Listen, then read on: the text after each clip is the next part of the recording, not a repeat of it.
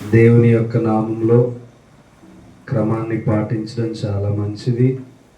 ఎందుకంటే ఎన్ని పనులున్నా మనం దేవునికి విలువ ఇవ్వడంలో చాలా ప్రాధాన్యత కలిగి ఉంటాం. దేవుని దగ్గర పొందుకునే విలువైన జీవితం మనకి చాలా సంతోషంగా ఉంటుంది. కాబట్టి ఏదేమైనా త్వరగా ఆదివారం రోజున ఈ పనులు ముగించుకొని రావడానికి మీరు ఇష్టపడండి. ఇది నా హెచ్చరిక కాదు, వాక్యం చెప్తున్న మాటలు మాత్రమే. ఏదేమైనా దేవుని చిత్తంలో ఈ నెలంతా దేవుడు మనల్ని కాచాడు, భద్రపరిచాడు, మన పరిస్థితులను మార్చాడు. మనకున్న సమస్యల నుంచి చాలా విషయాల్లో దేవుడు మనకి సహాయం చేశాడు. కాబట్టి దేవుడు చేసిన మేలును దేని విషయంలో మర్చిపోక ఈ నెలంతా దేవుడు మనకు కాచి కాపాడి భద్రపరిచారు కనుక గట్టిగా స్తోత్రాలు చేద్దామా? అంతేనా? గట్టిగా హల్లెలూయా చెప్పండి. రైట్. ఎందుకంటే మనం దేవునికి ఇచ్చేది ఏమి ఉండదు, కానీ ఆయన దగ్గర నుంచి తీసుకునేదే ఉంటుంది.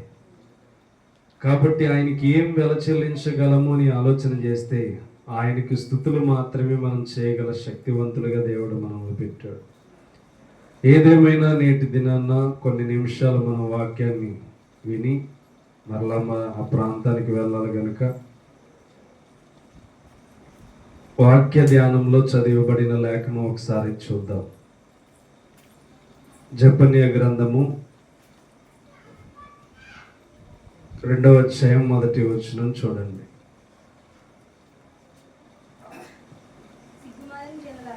సిగ్గుమాలిన జనులారా కూడిరండి, పుట్టి గాలికి ఎగురునట్లు సమయం గతించుతున్నది. చిన్న ప్రార్థన చేసుకుందాం. మహాపరిశుద్ధుడైన తండ్రి, కృపగల దేవ, సర్వశక్తిమంతుడా, నీకు స్తోత్రాలు. ఉన్నతమైన నీ నామములో ప్రభువా, నీవు కాచి కాపాడి నడిపించి బలపరిచిన విధానమును బట్టి నీకు స్తోత్రములు చెల్లిస్తున్నా. ఆశ్చర్యకరుడువు. ఈ మధ్యాహ్న కాల సమయంలో తండ్రి, చేరి వచ్చిన బిడ్డలతోనూ మాతోనూ మాట్లాడి మమ్మల్ని ధైర్యపరిచి నీ ఆలోచనలో మమ్మల్ని నింపి నడిపించి సరైన మార్గములో మా జీవితాలను నిలబెట్టు దేవుడు అని మేము నమ్ముచున్నాం తండ్రి. నీవే కృప చూపించి బలపరచి మేలు చేయమని క్రీస్తు నామం పేరట నన్ను నీ స్వాధీనానికి అప్పగించుకుంటూ నీ వచ్చే ప్రతి మాటల నుండి తండ్రి నీవే బయలుపడి ప్రతి మాటను ధైర్యంతో మాట్లాడింప చేయమని యేసుక్రీస్తు నామము నీ ప్రాంగణాన్ని నీ చేతులకు అప్పగించుకుంటూ ఒక్కొక్క హృదయాన్ని నీ చేతులకు అప్పగిస్తూ యేసుక్రీస్తు నామం పేరట అడిగి వేడుకొనుచున్నాం తండ్రి, ఆమేన్. దేవుని నామంలో మనము చాలాసార్లు వాక్యాన్ని వింటూ వెళ్తూ ఉంటాం. అయితే విన్న వాక్యాలని ఏం చెప్పామని ఎందుకు మర్చిపోతామంటే, మనకున్న సమయాన్ని గుర్తించుకోలేని సమయంలో మనం మర్చిపోతూ ఉంటాం. అందుకని ఏం చెప్పానని ఎందుకు అడుగుతామంటే, స్టూడెంట్స్ ఎప్పుడు పాస్ అవ్వాలని మాస్టర్ ఎదురు చూస్తూ ఉంటాడు, అవునా కాదా? స్టూడెంట్స్ ఎప్పుడు ఫస్ట్ క్లాస్లో అవ్వాలి, వాళ్ళు లేకపోతే పాస్ అవ్వాలి అని ఎదురు చూస్తూ ఉంటాడు మాస్టర్. ఎందుకని? తను చెప్పే లెసన్ మీద అంత శ్రద్ధ తీసుకుని చెప్తాడు కనుక స్టూడెంట్స్ ఎప్పుడు ఫెయిల్ అవ్వకూడదు నా స్టూడెంట్స్ అని ఆశతో ఎదురు చూస్తూ ఉంటాడు. అలాగే సేవకుడు కూడా చెప్పే వాక్యం ఏం చెప్పాము అని అడుగుతామంటే, ఎందుకు చెప్పాము అని అడుగుతామంటే, మీరు ఎప్పుడు కూడా ఫెయిల్ అయిపోయేలాగా ఉండకూడదు. నిజం చెప్పండి హృదయపూర్వకంగా, ఎంతమంది గత వారం నేను చెప్పిన మాటను బట్టి టీవీలు చూడడం మానేశారు?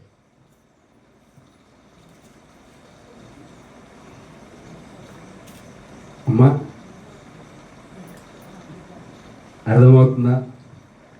స్టూడెంట్ పాస్ అవ్వాలంటే మాస్టర్ మాట వినాలి వినకూడదా? ఫెయిల్ అయిపోతానంటే ఎవరైనా వాళ్ళ ఇష్టం. అర్థమవుతుందా? గత వారం చెప్పాను, మన టీవీల జోలికి సీరియల్ జోలికి వెళ్ళడం వలన మనం ఏమవుతామంటే బలహీనులం అవుతాం. అందుకనే యోధా వారితో సెలవిస్తున్న మాట ఏంటంటే, సిగ్గుమాలిన జనులారా అని దేవుడే పిలుస్తున్నాడు. ఏమని? సిగ్గుమాలిన జనులారా, సమయము పొట్టువలే గతించిపోతుంది. అంటే గాలికి ఎగిరినట్లుగా సమయం ఏమవుతుందంటే గతించిపోతుంది. అయితే మీరు ఏం తెలుసుకొని జీవిస్తున్నారు, ఎలా బ్రతుకుతున్నారు? నేను చేసిన ఆశ్చర్య కార్యాలను మర్చిపోతున్నారు, నేను చేసిన అద్భుతాలను మర్చిపోతున్నారు. సముద్రము మధ్యన నీ బిడ్డలైన వారిని నేను నడిపించుకొని తీసుకువచ్చాను, మీ తరముల వారిని అని దేవుడు తెలియచేస్తూ వారికి హెచ్చరిక చేస్తున్నాడు. సిగ్గుమాలిన జనులారా అని ఎందుకు పిలుస్తాడంటే, ఎన్నిసార్లు వారిని కొట్టినా, ఎన్నిసార్లు తిట్టినా అదే పద్ధతిలో ఉంటారు చూడు. వాళ్ళని దేవుడు ఏమని పిలుస్తున్నాడంటే, ఎవరినంటే యోధా వారిని పిలుస్తున్నాడు. నీ తరములలో నుండి వచ్చావు కదా, నీ తల్లిదండ్రులకు నేను ఏం చేశానో గుర్తుందా నీకు? అసలే నీ తల్లిదండ్రులు నేను ఎంతగా విడుదలనిచ్చానో తెలుసా? ఐగుప్తులో ఉన్నప్పుడు విడుదలనిచ్చాను, బానిసత్వంలో ఉన్నప్పుడు బయటికి తీసుకొచ్చాను, బానిసత్వంలో నుంచి బయటికి తీసుకువచ్చి మీ కొరకు పరలోకము నుండి దేవదూతలు తినే ఆహారాన్ని భూమి మీద కురిపించాను. ఇదిగో సముద్రాన్ని చీల్చి మీ జీవితాన్ని నేను విడుదల చేసి పరో చేతుల నుండి బయటికి తీసుకొచ్చాను. అయితే మరలా మీరేం చేస్తున్నారంటే, వ్యర్థమైన వాటి చుట్టూ తిరుగుతూ మిమ్మల్ని ఎంత ప్రేమిస్తున్నానో ఆ ప్రేమను మీరే దూరం చేసుకుంటున్నారని ఈ జెఫన్యా గ్రంథకర్త యూదా వారిని గూర్చి రాస్తున్నాడు. ఎవరిని గూర్చి? యూదులను గూర్చి రాస్తున్నాడు. సిగ్గుమాలిన జనులారా, సమయము పొట్టువలే గతించిపోతుంది. ఈరోజు మనం చూసినట్లయితే చూడండి, 7 నెలలు చాలా ఈజీగా గడిచిపోయింది గడవలేదు. కంటికి రెప్పలు మనం చూసేలోపు, నెల లెక్కేసేలోపు మరలా పండగ వాతావరణం మన దగ్గరకు వచ్చేస్తుంది. అంటే మన సమయం ఏమవుతుందంటే గతించిపోతుంది. మన ఆయుష్ డైలీ ఏమవుతుందంటే పెరిగిపోతుంది. అంటే మన వయసు ఏమవుతుందంటే పెరగడం ప్రారంభిస్తుంది, లెవెల్ అవ్వడం ప్రారంభిస్తుంది. మన వయసు ఏమన్నా తగ్గుతుందా? రోజు పెరిగితే తగ్గుతుందా పెరుగుతుందా? పెరుగుతుంది. అంటే పెరుగుతున్నప్పుడు మన సమయం ఏమవుతుందంటే తగ్గిపోతుంది. అంటే ఇప్పుడు మనం ఏం చేయాలి? మన సమయాన్ని జాగ్రత్తగా కాపాడుకోవాల్సిన వారమై ఉన్నాం, జాగ్రత్తగా దాన్ని భద్రపరుచుకోవలసిన వారమై ఉన్నాం. అయితే మనం ఏం చేస్తున్నామంటే ఆ సమయాన్ని కాలక్షేపానికి చూస్తున్నాం. అవునా కదా? కాలక్షేపానికి చూస్తున్నాం. ఒక మాస్టర్ మీకు ఒక వర్క్ని చెల్లాడంటే ఆ వర్క్ చేసినప్పుడే మీరు ఏమవుతారంటే పాస్ అవడం అనేది జరుగుతుంది. ఆ వర్క్ని ఎప్పుడైతే మీరు మదిలో పెట్టుకుని దాన్ని చేయడం ప్రారంభిస్తారో దానిని బట్టి మీరేమవుతారంటే చక్కని వారిగా నిర్మించబడతారు. అందుకనే దేవుని మాట వినకుండా బయటికి వెళ్ళిపోతున్న ప్రజలను ఏమంటున్నాడంటే, సిగ్గుమాలిన జనులారా, సమయం గతించిపోతుంది. ఏ సమయం గతించిపోతుంది? నీ ఆయుష్కాలం డౌన్ అయిపోతుంది. నేను వస్తున్న రాకడ దినాలు దగ్గర పడిపోతున్నాయి. నీ జీవితంలో యథార్థత ఇంకా లేదు, నీ జీవితంలో మంచితనం ఇంకా రాలేదు, నీ జీవితంలో ఇంకొకరు బాగుండాలనే ఆలోచన నీలోకి ఇంకా రాలేదు. మరి ఎప్పుడు నువ్వుగా రక్షించుకుంటావని చెప్పి దేవుడు ఈరోజు మనతో మాట్లాడుతూ ఏమని సెలవిస్తావు? అర్థమవుతుందా? ఒకవేళ ఈ రాత్రే మరణపాయ స్థితి 1 గంటలో మనకు వచ్చేసిందని తెలిసిపోయింది. ఈ గంటలో నువ్వేం చేయాలనుకుంటావు? దేవుని పాదాల పట్టుకుని పాకులాడతావా? బాప్తీసం పొందడానికి పరుగులు పెడతావా? లేకపోతే సంపూర్ణ రక్షణ కోసం పరిగెడతావా? అయ్యో నేను మారలేదని రొమ్ము కొట్టుకుని వేదన చేస్తూ ఏడుస్తూ ఉంటావా అని చెప్పి నువ్వు ఆలోచన చేయాలి. 1 గంటలో ఏం చేయగలుగుతావు? ఏమీ చేయలేంగా. రక్షణ పొందలేం, పశ్చాత్తాపడలేం, కన్నీరు కార్చి దేవుని దగ్గర ఇదిగో నా పాపాలను క్షమించని ఆ గంటలో మన పాపాలని ఒప్పుకున్నా క్షమిస్తాడో క్షమించడో తెలియదు. ఎందుకంటే మన మరణం దగ్గర పడిపోయింది కాబట్టి దేవుణ్ణి అడుగుతున్నాం. అదే మరణం ఎప్పుడో వస్తుందిలే అని ఆలోచన చేస్తే మనం ఎప్పుడు కూడా దాని విషయంలో ఆలోచన చెయ్యం. అందుకని ఈ రోజు మనకి దేవుడు సెలవిస్తున్నాడు, పొట్టుగాలికి ఎగిరిపోయినట్లుగా సమయము గతించిపోతుంది. ఏ సమయం గతించిపోతుంది చూడండి. 1 గంట బోధించేటప్పటికి మరలా మీరు ఏమవుతారంటే వాక్యాన్ని విని చక్కగా ఇంటికి వెళ్ళిపోతారు. మీ సమయం ఎవరికి ఇస్తున్నారు? దేవుని వాక్యానికి ఇస్తున్నారా, లేకపోతే మరలా లోక ఆలోచనలకు ఇస్తున్నారా, లోక మాటలకి ఇస్తున్నారా అనేది మీరు గుర్తించుకోవలసిన విషయం. ఎందుకని ఒకరి భవిష్యత్తు బాగు చేయాలని దేవుడు పరలోకం నుండి వచ్చి తన ప్రాణాన్ని పెడితే ఆ భవిష్యత్తును బాగు చేసే మాటలు ఈ రోజు మన దగ్గరికి వస్తుంటే మనం ఏమవుతున్నామంటే ఆ మాటలు అంగీకరించలేకుండా ఉన్నాం. అర్థమవుతుందా? అందుకనే మీ కేబుల్స్ అన్ని ఏం చేయాలంటే ఇంటికి వెళ్ళి అన్ని కట్ చేసేయండి. ఏం చేస్తారు? ఇంటికి వెళ్ళి అన్ని కట్ చేసేయండి. ఎందుకని? మిమ్మల్ని మీ చూపు కంట్రోల్లో లేకుండా చేసేది ఏంటంటే మీలో ఉన్న ఆ ప్రవర్తన. అర్థమవుతుందా? మీలో ఉన్న ఆ ప్రవర్తన ఏమవుతుందంటే సరదాగా చూద్దాంలే అన్న చూపుని పాడు చేస్తుంది, సరదాగా చూద్దాంలే అన్న నీ చెవులను పాడు చేస్తుంది, సరదాగా చూద్దాంలే అన్న నీ హృదయాన్ని పాడు చేస్తుంది. ఈరోజు యవనస్తులు దేని చేత పాడైపోతున్నారంటే ఇదిగో దీని వల్లే పాడైపోతున్నారు. దేని వల్ల పాడైపోతున్నారు? దీని వల్లే పాడైపోతున్నారు. ఎందుకని? చూడకూడనివన్నీ చూస్తున్నారు, భయంకరమైన రోగంతో నిండిపోయిన వాటిని అన్ని చూస్తున్నారు, శరీరాన్ని ఎలా రంగురంగులు పూయాలో నేర్చుకుంటున్నారు, శరీరానికి కావలసిన ఆ పులకింతైన డ్రెస్సులు ఏమేయాలో వారు అన్ని వెతుక్కుంటున్నారు. అవన్నీ వేసుకుని ఒక మొగాన్ని రచ్చగట్టే టైపుగా ఈరోజు సమాజం మారిపోయింది. అర్థమవుతుందా? అంటే ఎందుకు ఈ సమాజం మారిపోయిందంటే పొట్టు గాలికి ఎగిరిపోయినట్లుగా సమయం గతించిపోతుంది. మరి ఇప్పుడు ఏం చేస్తాడు అపవాది అయిన సాతాను? చూడండి, 1 పేతురు 5:8 చూడండి.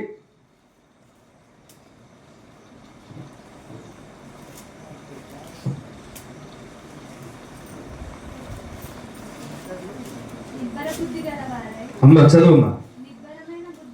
నిబ్బరమైన బుద్ధి గలవారై మెలకువగా ఉండుడి, మీ విరోధి అయిన అపవాది గర్జించు సింహము వలె ఎవరిని మృంగుదునా అని ఏం చేస్తున్నాడంట? వెతకుచు తిరుగుతున్నాడంట. అంటే వాడికి ఏం దొరికిందంటే మన వాక్యం విన్న వాళ్ళు చుట్టూ తిరుగుతూ ఉంటాడు. ఎప్పుడు పడకూడదామా వీళ్ళని, ఇంత బలమైన వాక్యం వినేసరి వీళ్ళు పడతారా పడరా అని చెప్పి ఎదురు చూస్తూ ఉంటాడు.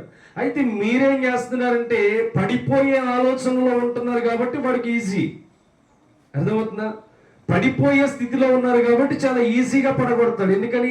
మీరు సమయాన్ని లక్ష్య పెట్టట్లేదు, దేవుని వాక్యాన్ని లక్ష్య పెట్టట్లేదు, దేవుని విషయాల మీద దృష్టి ఉంచట్లేదు, దేవుడు ఏం చెప్తే నాతో మాట్లాడి నా జీవితం ఎలా ఉండాలనే క్రమాన్ని నాకు నేర్పిస్తుంటే ఆ క్రమశిక్షణలోనే నేను ఉండట్లేదనే గురి మనలో లేదు గనుక వాడికి చాలా ఈజీ పడగొట్టడం. ఎందుకని? ఇక్కడ వాక్యం విని వెళ్ళి భోజనం చేస్తూ టీవీ చూసే వాళ్ళు లేరంటారా? ఉన్నారు? లేరు. నిజాలకు ఒప్పుకోవాలి ఎప్పుడైనా, అదే క్షమాపణ. అర్థమవుతుందా? అంటే మనం ఆలోచన చేయాలి, ఎందుకు మనం వాక్యం మనలో నిలబడట్లేదంటే వాడి సమయం కొంచెమే ఉంది, వాడి సమయం కొంచెమే ఉంది. అందుకనే వాడు ఏం చేస్తున్నాడంటే ఎవరిని మృంగాలా అని ఎదురు చూస్తున్నాడు, ఎవరిని పడగొట్టాలా అని ఎదురు చూస్తున్నాడు. ఎంతమంది పడిపోయినా వాక్యం వినే మీరు మాత్రం ఎప్పుడు నిలకడగా ఉండాలి. వాక్యం వినే మీరు ఎప్పుడైనా యథార్థతతో ఉండాలి. మనలో భయాందోళన ఎందుకు పడుతుందో తెలుసా? దేవుడు మనలో ఇచ్చిన ధైర్యాన్ని మనం గుర్తించలేనప్పుడు మనలో భయం పుడుతుంది. దేవుడు మనకి ఇచ్చిన ధైర్యాన్ని ఉపయోగించలేనప్పుడు మనలో భయం పుడుతుంది. దేవుడు మనకి నేర్పించిన విధానం మనలో లేనప్పుడు ఏమవుతుందంటే భయం పుడుతుంది. అర్థమవుతుందా? ఈ భయం దేని వల్ల వస్తుందంటే సమస్యలను బట్టి రాదు, దేవుడు మనలో లేకపోవడం వలన భయం అనేది మనలోకి వస్తుంది. దేవుడు మనలో ఉన్నాడు అనుకో, ఏ భయము కూడా మనలో ఉండదు, ఏ చింత మనకు ఉండదు. యావత్తు ఆయన మీద వేసాం గనుక ఏ భయాన్నైనా తొలగించేవాడు ఆయనై ఉన్నాడు గనుక, ఏ భయాన్నైనా విడుదల చేయవాడు మనతో ఉన్నాడు గనుక మనము ధైర్యము గలవారమై ఉంటాం. అర్థమవుతుందా? నిబ్బరముగా ధైర్యము కలిగి ఉంటాం. కానీ మనలో ఏముందంటే పిరికితనం ఉంది. దేవునికి ప్రాముఖ్యమైన ప్రాధాన్యత ఇచ్చేవారిగా మనం లేము. దేవునికి యథార్థమైన హృదయము కలిగి ఆయన మీద ఆనుకునే వారిగా మన హృదయం లేదు ఈరోజు. అందుకని దేవుడు సెలవిస్తున్నాడు, సిగ్గుమాలిన జనులారా ఏమి గమనిస్తున్నారు మీరు ఈరోజు? సిగ్గుమాలిన జనులారా ఏం చూస్తున్నారు ఈరోజు? మీ కళ్ళు పాడైపోతున్నాయి, మీ చెవులు పాడైపోతున్నాయి, మీ హృదయం పాడైపోతుంది, మీ నడిచే నడవడిక పాడైపోతున్నాయి, మీ చేతులు కూడా పాపం వైపు పరుగులు పెడుతున్నాయి. ఎందుకు పరుగులు పెడుతున్నాయి అంటే మీ సమయాన్ని కొంచెమే అని చెప్పి దొంగిలించేవాడు ఒకడు వచ్చాడు. వాడు మిమ్మల్ని నాశనం చేస్తున్నాడు, మిమ్మల్ని ఇబ్బంది పెడుతున్నాడు, మిమ్మల్ని గాయపరుస్తున్నాడు. మీలో ఉన్న భయాన్ని తొలగించడానికి క్రీస్తు అనేవాడు మనలోనికి వచ్చాడని చెప్పి విషయాన్ని మరిచిపోయేలాగా చేస్తున్నాడు. అర్థమవుతుందా? మీరు ఎప్పుడైతే మరిచిపోతారో, మరిచిపోవడం వలన విన్న వాక్యానికి విలువ లేదు. మీరు ఎప్పుడైనా చూడండి, ఏ వాక్యం అయితే వింటున్నావో ఆ వాక్యం నీ జీవితాన్ని కట్టాలి, ఆ ఆ వాక్యం నీ జీవితంలో వెలిగించబడాలి. ఆ వాక్యం నీ జీవితంలో ఖండితంగా వస్తుందంటే ఆ వాక్యానికి లోబడి నువ్వు బ్రతకాలి. మరి లోబడి బ్రతకకపోవడానికి గల కారణం ఏంటంటే క్రీస్తు ఉన్నాడనే భయం నీలో లేకుండా పోయింది. దేవుడు నేను టీవీ ఆన్ చేస్తే నన్ను చూస్తాడనే భయం నీలో లేకుండా పోయింది.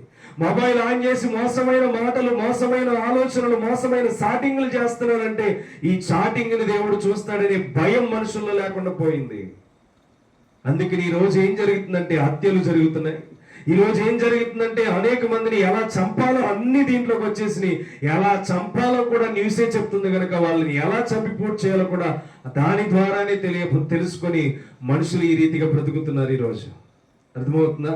మనిషిని కుక్కర్లో వండేయడం ఏంటి, మనిషిని టైల్స్ కింద కప్పెట్టేయడం ఏంటి, మనుషుల్ని డ్రమ్ముల్లో కప్పెట్టేయడం ఏంటి, మనుషుల్ని ఎక్కడికో తీసుకెళ్లి చంపేసి బూడిద చేసేయమేంటి, ఇవన్నీ ఎక్కడి నుంచి వస్తున్నాయి అంటే కేవలం ఇదిగో దీని వల్లనే సమస్తమును ప్రజలకు ఏం చేయాలో అర్థమవుతుంది. అర్థమవుతుందా? సమస్తము దేని వలన అర్థమవుతుందంటే దీని వలనే అర్థమవుతుంది. అయితే మనుషులు కనిపెట్టలేనిది ఏంటంటే ఇది అజ్ఞానంలోనికి మనుషుల్ని తీసుకువెళ్తుందని కనిపెట్టలేకపోతున్నారు. ఇది మనుషులని అజ్ఞానంలోనికి నడిపిస్తుందని గుర్తించలేకపోతున్నారు. ఈరోజు గుర్తించగలిగిన వారు క్రీస్తుకు భయపడి బ్రతుకుతారు. అర్థమవుతుందా? ఈరోజు నువ్వు క్రీస్తుకు భయపడట్లేదంటే రిమోట్ ఆన్ చేయగానే సినిమా పాటల వైపు, రిమోట్ ఆన్ చేయగానే సీరియల్ వైపు, లేకపోతే నీకు నచ్చిన పాటల వైపు వెళ్తుందంటే కేవలం నువ్వు దేవునికి మందిరానికి వస్తున్నావు కానీ నీలో భయం అనేది, దేవుడు అంటే భయభక్తులు అనేవి లేకుండా మాయమైపోయినాయి. అర్థమవుతుందా?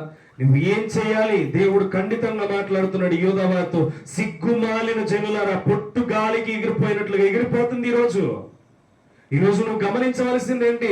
నీ స్థితి ఏమిటి? నువ్వు ఇచ్చిన వాగ్దానం ఏంటి? నీ కుటుంబంలో చేసిన కార్యాలేంటి? కార్యాలకు మాత్రమే నేను కావాలంటే ఒక రోజు నిన్ను గట్టిగా బంధిస్తాను, ఎవ్వరు కూడా సహాయం చెయ్యలేని స్థితిలోనికి వెళ్తాను. అప్పుడు నువ్వు నా యందు నిలబడతావో లోకమందు నిలబడతావు. అప్పుడు నీకే అర్థమవుతుందని దేవుడు విడిచిపెడితే ఏం చేస్తావు? కుట్టిమిట్లు ఆడిపోతాం తెలుసా? అలా విడిచిపెడితే బలహీనులం అయిపోతాం. దేవుణ్ణి విడిచిపెట్టి దేవుడు ఏమీ చేయట్లేదని చెప్పి మనకి మనమే మోసం చేసే సమయాన్ని మనమే కల్పించుకుంటాం. ఎందుకని? దేవుడు చేస్తున్న వాటి మీద దృష్టి పెట్టమంటే మనము దృష్టి పెట్టకుండా లోకం మీద దృష్టి పెడుతున్నాము గనక, లోక ఆలోచనల మీద దృష్టి పెడుతున్నాం గనుక, లోకపు మాటల మీద దృష్టి పెడుతున్నాము గనుక, లోక పద్ధతుల మీద దృష్టి పెడుతున్నాం గనుక ఇవన్నీ మనల్ని ఏం చేస్తున్నాయంటే మన సమయాన్ని పాడు చేసి వ్యర్థము చేస్తున్నాయి. అర్థమవుతుందా? మనకి రోజుకి 24 గంటలు ఉంటాయి. 10 గంటలు తీసేసిన 8 గంటల పనికి వెళ్ళినా మనకి ఎలా అయినా 6 గంటలు మిగిలి ఉంటుంది. ఆ 6 గంటలు మనం ఏం చేస్తున్నాం? అర్థమవుతుందా? 6 గంటలు మనం మిగిలి ఉంటున్నా ఏం చేస్తున్నాం? కనీసం ఆలోచన చేస్తే మనిషికి తట్టలేని విషయం ఏంటంటే ఈ రోజుకి కూడా కాలక్షేపాన్ని వెతుక్కుంటున్నాడు కానీ నా భవిష్యత్తును నా దేవుడు సృజించాడు, ఆయనకి ఏం చేస్తున్నానన్న ఆలోచన ఎవరికి లేదు ఈరోజు. అర్థమవుతుందా? దేవుడు చేసిన మేలు గుర్తుంటాయి, దేవుడు చేసిన అద్భుతాలు గుర్తుంటాయి, దేవుడు మన పట్ల చేసిన కార్యాలన్నీ గుర్తుంటాయి. దేవుడే చేశాడు కానీ దేవుడికి మాత్రం మనలో చోటు ఉండదు. నీలో భయం ఎప్పుడు కలుగుతుందంటే దేవుడు నాలో ఉన్నాడనే స్థితి నీలో ఎప్పుడు వస్తుందో అప్పుడు నీవు ప్రతి దాన్ని ఎదుర్కోవడానికి, దేవునికి అప్పగించడానికి నువ్వే సిద్ధపడతావు. ఈరోజు నువ్వు ప్రతి కార్యాన్ని దేవునికి ఎందుకు అప్పగించట్లేదంటే దేవుని చిత్తంలో నీ ఆలోచన లేకుండా మాయమైపోతుంది. దేవుని మాటకు లోబడినట్లుగా నువ్వు కనబడుతున్నావు. అందుకే చదవ మా మాట. చాలా ఈజీగా మాట్లాడట్లేదు, భయంకరంగా వారిని తిడుతున్నాడు. సిగ్గుమాలిన జనులారా కూడి రండి, పొట్టి గాలికి ఎగిరినట్లు సమయము గతించుచున్నది, విధి నిర్ణయము కాకమునిపే, యెహోవా కోపాగ్ని మీ మీదకి రాకమునిపే, మిమ్మల్ని శిక్షించుటగా యెహోవా ఉగ్రత దినము రాకమునిపే కూడి రండి. ఏంటంట? యెహోవా ఉగ్రత దినమును చూడగలవాడు ఎవడైనా ఉన్నాడంటే ఎవ్వడూ లేడు. దాన్ని చూస్తే అది ఎంత భయంకరమో అనేది తెలియదు. దాన్ని చూస్తేనే కాదు, దాన్ని తలుచుకుంటేనే చెట్లు ఈరోజు భూమి అంతా వణికిపోతుంది. చూసారా? యేసుక్రీస్తు త్వరలో రానై ఉన్నాడని ఈ భూమికి మొత్తం అర్థమైపోయింది, ఆకాశానికి మొత్తం అర్థమైపోయింది, ఈ ప్రకృతికి మొత్తం అర్థమైపోయింది. ఈ రోజు భూకంపాలు, సునామీలు, వరదలు ఇవన్నీ ఎక్కడి నుంచి వస్తున్నాయి అంటే ప్రకృతికి ఆల్రెడీ అర్థమైపోయింది యేసుక్రీస్తు రాబోతున్నాడనే భయం వారిలోనికి వచ్చేసింది. అవన్నీ ఈ రోజు ఏమవుతున్నాయి అంటే దేవుడు వచ్చే ఉగ్రతను తట్టుకోలేక ముందుగానే కంపించబడిపోతున్నాయి. అర్థమవుతుందా? ఈరోజు సృష్టికి అర్థమవుతుంది, కానీ ఈ సృష్టిని ఆలతానికి సృజించిన మనుషులకు మాత్రం దేవుడు వస్తున్నాడని జ్ఞానం మనుషుల్లోకి రావట్లేదు. అర్థమవుతుందా? అందుకని అక్కడ చూడండి, చెప్తున్నాడు, చాలా క్లారిటీగా చెప్తున్నాడు, విధి నిర్ణయము కాకమునిపే, యెహోవా కోపాగ్ని నీ మీదకి రాకమునిపే, మిమ్మల్ని శిక్షించుటకు యెహోవా ఉగ్రత రాకమునిపే మీరందరూ దేవుని సన్నిధిలోని కూడుకుని ఆయనకు భయపడి మీ యథార్థమైన జీవితాన్ని నిలబెట్టుకోండి అని దేవుడు చెప్తున్నాడు. ఈరోజు మనం ఎలా ఉన్నాం ఆలోచన చేయండి. కేవలం దేవుడు మనతో మాట్లాడుతున్న విధి నిర్ణయాలన్నీ జరిగిపోతాయి అని చెప్తున్నాడు. జరుగుతున్న ప్రతి విషయం మనల్ని సిద్ధపాటుకి గురి చేస్తుంది. దేవుడు చెప్పిన విషయంలో రాకడ జరుగుతుంది. ఎలా జరుగుతుంది? అక్కడక్కడ భూకంపాలు అన్నాడు, రాజ్యం మీదకి రాజ్యాలు అన్నాడు, వరదలు అన్నాడు, చాలా భయంకరమైన రోజులు, అనేక మంది ప్రేమ చల్లారిపోతుంది. ఇవన్నీ దేనికంటే నేను వచ్చే దినాలకు ముందుగా ఇవన్నీ జరుగుతాయి అన్నాడు. అందుకనే ఈరోజు కొండలు కూడా పగిలిపోతున్నాయి, అగ్నిగంధకాలు పగిలిపోయి భూమిలో నుండి పైకి వచ్చేస్తున్నాయి. ఎందుకు వచ్చేస్తున్నాయి అంటే ఆ రాకడ విషయం ప్రకృతికి అర్థమైపోయింది. ఆ రాకడ విషయం ప్రకృతికి అర్థమైపోయింది. అందుకనే ఇప్పుడు ప్రకృతి అంతా వ్యతిరేకంగా ఉంటే మనుషుడు మాత్రం దేవునికి భయపడకుండా ఇష్టానుసారంగా తిరుగుతున్నాడు. ఈరోజు మనం సమయం ఉందా, సమయం లేనట? మనకి సమయం ఉంటే దేవుని పాదాల పట్టుకుని ఉన్న సమయంతో గడపాలి. మనకి సమయం ఉందని విర్రవేగితే మనం నచ్చినట్టు జీవిస్తే నరకాల పాలైపోతాం. దేవుని ఉగ్రతను తట్టుకునే విషయంలో చాలా భయంకరమైన బాధలు పడవలసి వస్తుంది. జాగ్రత్త. అది ఎంత భయంకరమైన బాధలంటే దాన్ని చూడడానికి కాదు కదా, దాన్ని తలుసుకోవాలనుకున్న అంత భయంకరమైన రోజులు ఆ దినాల్లో ఉంటాయంట. ఈరోజు నువ్వు చాలా ఈజీగా వాక్యాన్ని నమ్మొచ్చు, చాలా ఈజీగా సువార్తను వినొచ్చు, చాలా ఈజీగా దేవుని మాటకి లోబడకుండా జీవించేయచ్చు. అయితే దేవుడు చెప్తున్నాడు, ఆ ఉగ్రత దినము రాకమునిపే నీ సమయాన్ని జాగ్రత్త పరుచుకొని అందరూ కూడి ప్రార్థనలు చేయండి అని దేవుడు చెప్తున్నాడు. ఆ ఉగ్రత దినము నీ మీదకి రాకముందే, ఆ ఉగ్రత రోజు నీ మీదకి రాకముందే, ఆ రాకడ దినం నీ దగ్గరికి రాకముందే నువ్వు పరిశుద్ధుల గుంపులో చేరి వాళ్ళతో పాటు కూడి దేవుని సంఘముగా ప్రార్థన చేయండి అని దేవుడు సెలవిస్తున్నాడు. మీకు అర్థమయ్యే విషయం ఒకటి చెప్పిన, ఈరోజు మీకు 5,000 పని తగిలిందనుకో, వెంటనే బయటకు వెళ్ళిపోతారు. వెళ్తారా? ఈరోజు 5,000 కూలి పని ఇస్తానంటే కంపల్సరీ వెళ్ళిపోతాం. అది 12 గంటలు చేయమన్నా, 24 గంటలు చేయమన్నా 5,000 వస్తున్నాయి కనుక ఏం చేస్తాం? చేయడానికి ఇష్టపడతాం. అది ఎవరు పెడుతున్న విషయం అంటే అపవాది పెడుతున్న విషయం. దేవుని మందిరాన్ని దొంగిలించి డబ్బును చూపిస్తాడు. ఎందుకని? విలువైన వాక్యం నువ్వు వింటే నచ్చి మారిపోవచ్చు. అర్థమవుతుందా? ఏ వాక్యమైనా తగిలి నీ జీవితంలో మారిపోవచ్చు. అందుకనే నీకేం కల్పిస్తాడంటే మంచి ఏం చేస్తాడు? డబ్బును చూపించి నిన్ను బయటికి తీసుకువెళ్తాడు. అర్థమవుతుందా? తీసుకువెళ్ళి ఏం చేస్తాడంటే ఆ వారంలో దేవుని మందిరానికి దూరపరుస్తాడు. ఒక్క రోజు దూరమైనందుకు ఎన్ని దినాలు పాడైపోయినట్టంట? 1000 దినములతో సమానమని వాక్యం. నీ మందిరములో ఒక్క దినము గడుపుట 1000 దినములతో సమానమని వాక్యం సెలవిస్తుంది. అంటే ఒక్క రోజు నువ్వు దేవుని మందిరంలో నుంచి బయటికి వెళ్తే ఎన్ని దినాలు నీ జీవితంలో ఆశీర్వాదం పోతుంది? 1000 దినాలు. అంటే 3 సంవత్సరాల ఆశీర్వాదం నీ కుటుంబంలో పోతుంది. అంటే నువ్వు ఆలోచన చేయాలి, ఒక్క ఆదివారాన్ని దొంగిలించడానికి వాడు ఎందుకు ఎదురు చూస్తాడయ్యా అంటే ఆ ఆదివారంలో ఆయన కృప అంతగా మాట్లాడే విషయాలు ఉంటాయి కనుక ఆ సమయాన్ని వాడు దొంగిలిస్తాడు. ఈరోజు మీకు ఎంత పనులున్నా, ఎన్ని ఆస్తి సంపాదించాలనుకున్న ఆదివారాన్ని, మీ సమయాన్ని దొంగిలించేవాడు అపవాదై ఉంటాడు. మీరు ఎక్కడికి పరిగి పెట్టండి, ఆదివారం మీరు దొంగిలిస్తే ఆ ఆదివారం అంతటిని బట్టి ఆ వారం అంతా ఏం జరుగుతుందో మీరు అబ్జర్వ్ చేసుకుంటే మీకే అర్థమైపోతుంది. అర్థమవుతుందా? నేను కీడు పలకని కానీ ఆ ఆదివారం అంతా మీరు అబ్జర్వ్ చేయండి. దేవుని మందిరాన్ని మాని మీరు ఎన్ని శోధనలు భరిస్తారో అర్థమవుతుంది. కాబట్టి మీరు ఏం చేయాలి? మీ సమయాన్ని కేటాయించాలి. ఎలా కేటాయించాలి? చూడండి, ఈ ఎఫెసీ పత్రిక 4వ అధ్యాయం 5వ అధ్యాయం 15వ వచనం అనుకోండి, చదువు.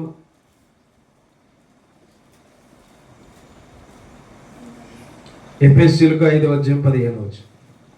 అదే చూడండి, దినములు చెడ్డవి గనుక మీ సమయమును పోనీయక సద్వినియోగము చేసుకొనుచు, చూడండి చెప్తున్నాడు, అజ్ఞానుల వలె కాక ఏం చేయమన్నాడంట? జ్ఞానుల వలె నడుచుకొనున్నట్లు జాగ్రత్తగా చూచుకొనుడి. అజ్ఞానులతో పోలుస్తున్నాడు. ఎవరు? సమయాన్ని దొంగిలించుకునే వారిని అజ్ఞానులతో పోలుస్తున్నాడు. సమయాన్ని కేటాయించుకుని దేవునితో గడిపే వారిని జ్ఞానులతో పోలుస్తున్నాడు. ఈరోజు నువ్వు అజ్ఞానిగా మిగిలిపోతే దేవుడు నిన్ను ఇష్టపడ్డావు. నువ్వు జ్ఞానిగా ఉంటే దేవుడు నిన్ను ఇష్టపడతాడు. ఎందుకని? నువ్వు సమయాన్ని గుర్తిస్తున్నావు, సమయంలో ఏం చేయాలో గుర్తిస్తున్నావు, పనికి ఏ సమయానికి వెళ్తున్నావు, వచ్చి దేవునితో ఎంత గడుపుతున్నావు, దేవుని పాటలు ఎంతగా పాడగలుగుతున్నావు, దేవుని యొక్క ఆరాధన ఎంత చేయగలుగుతున్నావు, ఇవన్నీ దేవుడు ఏం చేస్తాడంటే నీ యందు లెక్కించడం ప్రారంభిస్తాడు. అయితే నువ్వు అనుకుంటావు, దేవుని పాటలు పాడితే నాకేమొస్తుంది, దేవుని వాక్యం చదివితే నాకేమొస్తుంది, దేవునికి ప్రార్థన చేస్తే నాకేమొస్తుంది, తినడానికి 3 పూట్ల నా కడుపుకి ఆహారం సరిపోతుంది, చక్కగా కూర్చొని నాకేంటి కాలక్షేపంగా గడపొచ్చు అనే తిండి నా కుటుంబంలో ఉంది, నీకేది కొదువు లేదని నువ్వు అనుకుంటావు. అయితే దేవుడు దాన్ని అంతటిని లక్ష్య పెట్టడంట. నిన్ను ఎవరితో పోలుస్తాడంటే అజ్ఞానులతో పోలుస్తాడంట.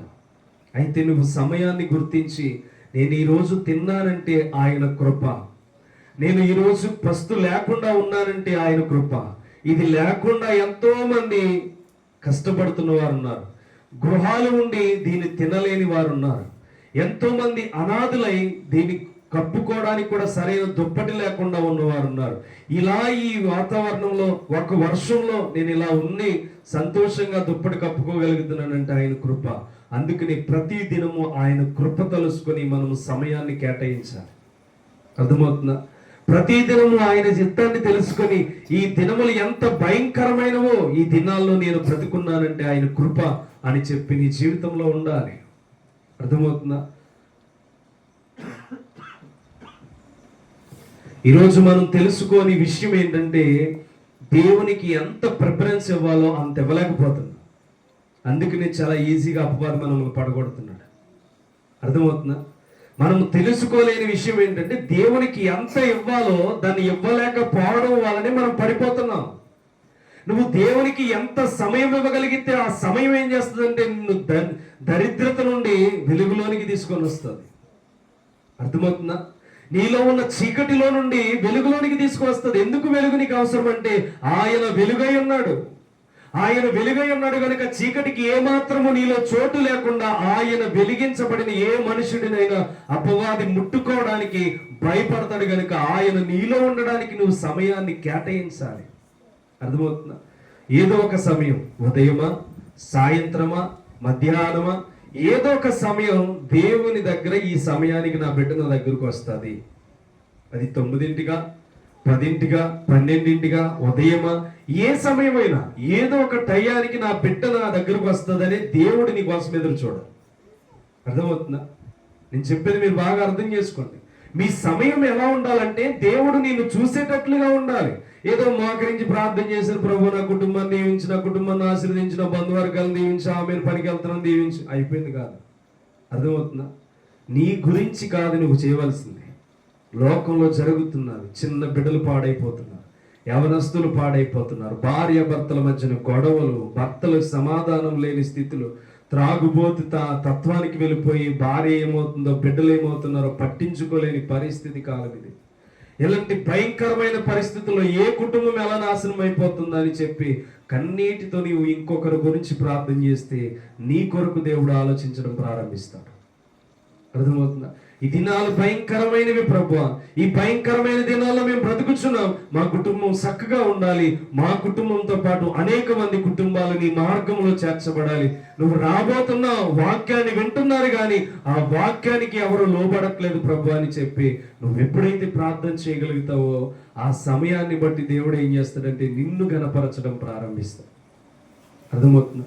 ఎప్పుడు కూడా మన ఆలోచన దేవునికి వ్యతిరేకంగా ఉండకూడదు. మీలో ఏదైతే కట్ చేయాలనుకున్నారో కట్ చేసేయండి. దానివల్ల నీకు యూజ్ ఏంటి?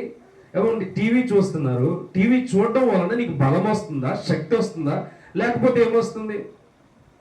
అర్థమవుతుందా? దానికి ఎడిక్ట్ అయిపోయినారు. టీవీ ఎదురుగా కూర్చొని ఆడు యాక్టింగ్ చేస్తున్నాడు అన్నా సరే, అమ్మ పొడి చేస్తున్నాడు చూడే వెనక్కి, పొడి చేస్తున్నాడు చూడే వెనక్కి అని చాలా మంది మాట్లాడుతూ ఉంటారు. అంటారా? వాడు అదే సీరియల్ మానేసి ఇంకో సీరియల్ చేస్తాడు. వాడు ఏం సావడం, వాళ్ళు ఏం పొడి చేసుకోరు. అది రియాలిటీ కాదు. అర్థమవుతుందా? యాక్షన్ అది. ఆ యాక్షన్ వల్ల మనం ఏమవుతున్నాం అంటే పాడైపోతున్నాం. మనం టైం వేస్ట్, దాన్ని చూడడం వల్ల వ్యర్థము.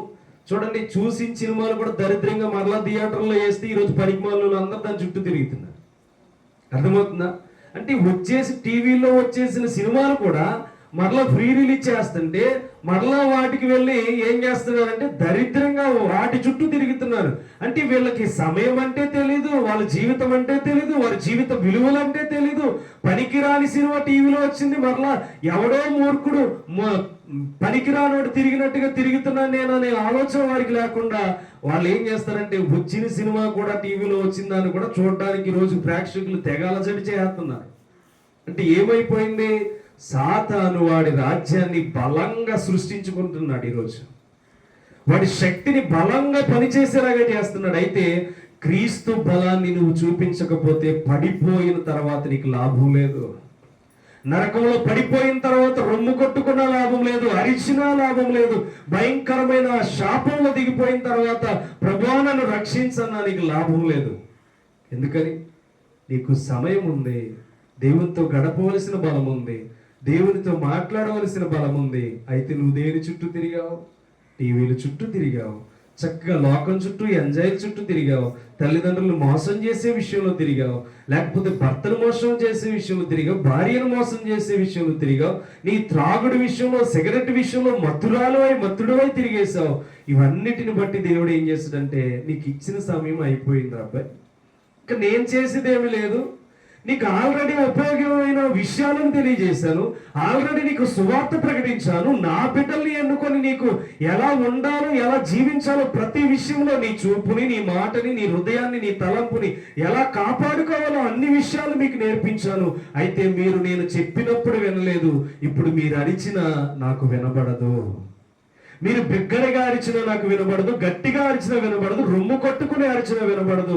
ఎందుకంటే మీరు భూమి మీద ఉన్నప్పుడే నేను అవకాశం ఇచ్చాను, కానీ మీ ఆత్మ శరీరం వేరైపోయిన తర్వాత నా పరిస్థితి వేర్రా. నేను ఉగ్రుడైపోతాను. భూమి మీద ఉన్నప్పుడే మీ మీద ప్రేమ కలుగుతుంది. భూమి మీద మీ ఆత్మ శరీరం కలిసి జీవించినప్పుడే నేను చక్కగా మీరు మారాలని ఇష్టపడతాను. అయితే మీ శరీరము ఆత్మ వేరైపోయిన తర్వాత ఏ మాత్రము కూడా జాలి దయ లేని వాడిగా మారిపోతానని దేవుడు చెప్తాను. అర్థమవుతుందా? అందుకని 2వ వచనంలో చాలా క్లారిటీగా చెప్పాడు. ఏమని చెప్పాడు చూడండి, జెఫన్యా గ్రంథము 2వ వచనంలో చాలా చక్కగా చెప్పాడు. విధి నిర్ణయం కాకమునుపే, యెహోవా కోపాగ్ని మీ మీదకి రాకమునుపే, యెహోవా కోపాగ్ని మీ మీదకి రాకమునుపే, మిమ్మల్ని శిక్షించు యెహోవా ఉగ్రతను దినము రాకమునిపే మీరేం చేయాలంట?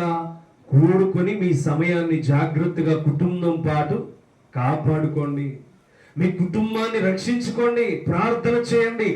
సాయంత్రం 7 గంటల నుంచి 8:30 వరకు మీ ఇంట్లో ప్రార్థన చేసుకోవడానికి ఏ ఫలితం లేదా? 7:30 నుంచి 8:30 వరకు పోనీ గంట అయినా మీ కుటుంబంలో ప్రార్థన చేయండి. ప్రార్థన చేయడం వలన మీ కుటుంబానికి దీవెన వస్తుంది. ప్రార్థన చేయడం వలన మీ కుటుంబాల్లో శోధనలు పోతాయి.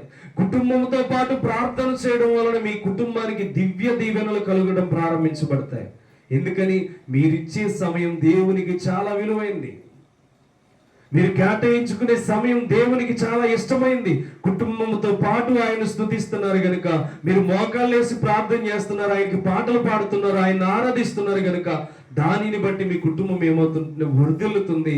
అపవాది విషయంలో కొంచెం మీరు డౌన్ అవడం ప్రారంభించి వాడిని ఎదిరించడం ప్రారంభిస్తారు. అర్థమవుతుందా? అందుకని మీరు తెలుసుకోవాల్సిన విషయం ఏంటంటే, దేవుని ఉగ్రత రాకమునిపే, లేకపోతే మన శరీరము మన ఆత్మ వేరవకమునిపే మనం ఏం చేయాలంటే మొట్టమొదటిగా ఈ లోకంలో ఆయనకు సమయం ఇచ్చి గడపాలి. ఆయన సమయం ఇచ్చి మన జీవితాన్ని నడిపించాలి. ఆయనకి సమయం ఇచ్చి మన జీవితాన్ని ఎంతగానో ఆయనతో భయభక్తులు కలిగి నడవాలి. ఆ భయభక్తులు ఉన్నప్పుడే దేవుడంటే నువ్వు భయపడతావు. రిమోట్ నీ చేతిలోకి వచ్చింది, ఏం పెడతావు? దేవుని పాటల, సినిమా పాటల? దేవుడు పాటలు పెడితే దేవుడు చూస్తాడా? సినిమా పాటలు పెడితే దేవుడు చూస్తాడా? అర్థమవుతుందా? సీరియల్ పెడితే దేవుడు చూస్తాడా? వాక్యాన్ని పెడితే దేవుడు చూస్తాడా? దేవుని ఆరాధన పాటలు చూస్తే దేవుడు చూస్తాడా? లేకపోతే కుప్పిగంతులేసే ఆ అడ్వర్టైజ్మెంట్లు, ఆ డబుల్ మీనింగ్ డైలాగులు చూస్తే చక్కగా మనకి ఏమొస్తుందా అని చెప్పి చూస్తే వస్తుందో దేవుడు చూసుకోండి. అర్థమవుతుందా? మీరు ఎలా నడిచారనేది కాదు, కానీ యోధా వారితో దేవుడు చాలా స్పష్టంగా మాట్లాడుతున్నాడు. సిగ్గుమాలిన జనులారా, ఇదిగో పొట్టు గాలికి ఎగిరిపోయినట్లు గతించిపోతుంది. మీరు సరిగ్గా మీ జాగ్రత్తగా నడవకపోతే మీరు నా బిడ్డలని కూడా నేను చూడను, నా ఉగ్రత దినాన్ని మీరు చూస్తారని చెప్పి మాట్లాడుతున్నాడు. అర్థమవుతుందా? దేవుని ఉగ్రత అంటే చాలా ఈజీగా ఆలోచన చేయొచ్చు, అది చాలా భయంకరమైనది. దాన్ని తట్టుకోవాలంటే చాలా భయంకరమైన దినాలు అవి. దాన్ని చూడాలంటే మనము తట్టుకోలేని పరిస్థితుల్లోనికి వెళ్ళిపోతాం. ఆయన చూడలేకపోతే ఏ పరిస్థితుల్లోనికి వెళ్ళిపోతాం మనకే తెలియదు. అర్థమవుతుందా? ఈరోజు మీకు సమయం ఉంది, ఈ సమయాన్ని మీరు ఎలా చేయాలి? కేటాయించుకోవాలి. అందుకే 3వ వచనంలో అంటున్నాడు చూడండి, సాత్వికులైన ఆయన న్యాయ విధులను అనుసరించు సమస్త దీనులారా యెహోవాను వెదకుడి. మీరు వెదకి చూడండి, వినయము గలవారై నీతిని అనుసరించిన ఎడల చూడండి, ఒకవేళ ఆయన ఉగ్రత దినమును మీరు దాచబడుదురు. అర్థమవుతుందా? ఆయన క్లారిటీగానే ఉంటాడు ఎప్పుడైనా సరే వాక్యం దగ్గర. ఎప్పుడైనా ఆయన మాట్లాడుతున్నప్పుడు ఏదైనా కరెక్ట్ గానే ఉంటుంది. అందుకని ఆయన మాట్లాడుతున్నాడు, దేశంలో సాత్వికులైన ఆయన న్యాయ విధులను అనుసరించుటూ సమస్త దీనులారా యెహోవాను వెదకుడి. మీరు వెదకి వినయము గలవారే నీతిని అనుసరించిన ఎడల ఒకవేళ ఆయన ఉగ్రత దినమందు మీరు ఏమవుతారంటే ఆయన చేతిలో దాచబడతారని చెప్తున్నాడు. అర్థమవుతుందా? మనం అనుకోవచ్చు చాలా విధాలుగా, చాలా ఆలోచనగా, మన ఆలోచన అంతా చక్కగా ఉంది, మనం తింటున్నాం చక్కగా ఉంది, మన కుటుంబం చక్కగా సాగుతుంది, ఏ గొడవలు లేవు, ఏ ఘోష లేదు, ఎవరి జోలికి మేము వెళ్ళట్లేదు అనుకుంటున్నాం. కానీ మనం ప్రతి విషయంలో నీతిమంతులమై ఉండాలని దేవుడు సెలవిస్తున్నాడు. ప్రతి విషయంలో సత్కార్యములు చేయువారిగా మన జీవితం ఉండాలని చెప్తున్నాడు. ప్రతి విషయంలో యథార్థత కలిగిన వారిగా ఉండాలని చెప్తున్నాడు. ఎప్పుడైతే మనం ఇలా ఉంటామో, వినయము గలవారమై ఉంటామో, ఆ ఉగ్రత దినాన్ని ఏమవుతామంటే ఆయన చిత్తములో దాచబడి ఉంటాం. అందుకని ఈరోజు మనకున్న సమయాన్ని ఏం చేయాలంటే చక్కగా సద్వినియోగం పరచుకోవాలి. మనకున్న సమయాన్ని ఏం చేయాలంటే చక్కగా కేటాయించుకోవాలి. మనకున్న సమయాన్ని ఏం చేయాలంటే దేవునికి చోటిస్తూ బ్రతకాలి. ఎంతకాలం చూసే వాటిని చూస్తూ ఉంటాం? ఆలోచన చేయండి. చూసే వాటిని చూస్తూ ఉంటే మనకి లాభం ఏమైనా కలిగిందా? ఇంతకాలం మనం ఈ లోకంలో ఉన్నామండి. ఈ లోకంలో ఉన్న మనకి టీవీ చూడడం వలన ఏదైనా మన కుటుంబంలో ఆస్తి పెరిగిందా?